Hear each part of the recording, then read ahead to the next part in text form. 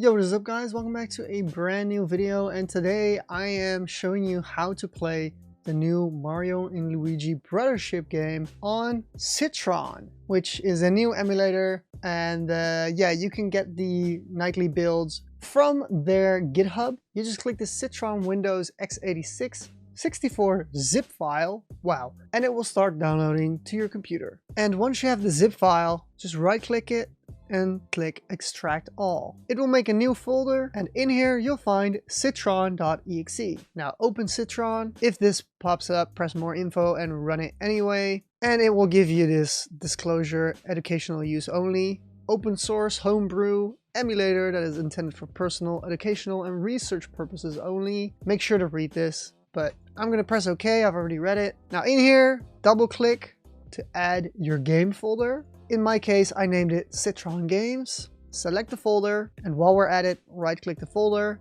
and make sure scan subfolders is checked. Now it's very important to go to a file and press open Citron folder. Now in here you want to go to keys, and this is where you're going to paste your prod and title keys. Now once you've done that, you can click out of this folder and click out of Citron and open Citron again. Now as you can tell, your games are here. Now for some games you want to install the DLC or update, and the way to do that is you go to File and Install Files to NAND. Now for this game I don't have it, but let's say Mario Kart 8 Deluxe. You select the file, it will ask you to confirm, and we're going to press install, and as you can tell, it worked. And now my Mario Kart 8 will have the DLC or update that we just picked. Anyways, let me show you the best settings for controls as well as FPS. So we're going to Emulation and Configure. Now from here, under General, I don't really touch anything. System is the same thing, but you can change your DRAM, which can be unsafe as it says. And you can change your region, time, stuff like that to hatch like an egg in Pokemon or something.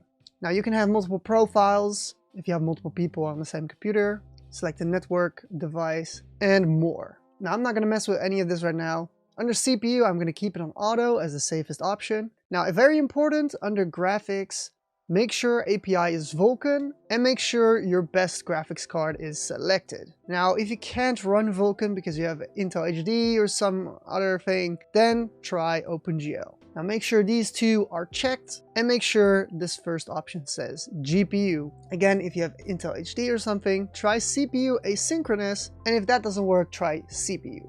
Now VSync mode, I just keep VSync on. This mode, make sure again, GPU video decoding. If you have Intel HD and it's not great, try CPU video decoding. Full screen mode, borderless windowed is what I prefer. I'm keeping the aspect ratio the same. The resolution, I know my computer can run 2x, 1440p or 4K. And the window adapting filter, I'm going to use nearest neighbor.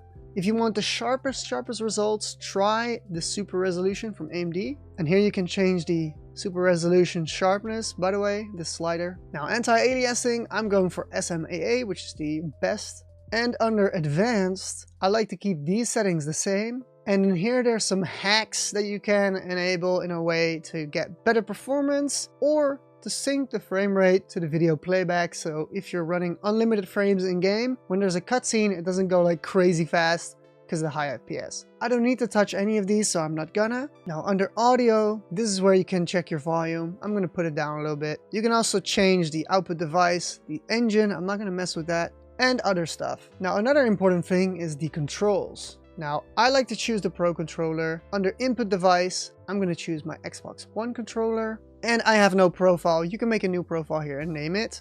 But as you can see, it's seeing my controller. Make sure console mode is on docked. Motion, I'm going to turn it off because this controller doesn't have any. And then I'm going to press OK.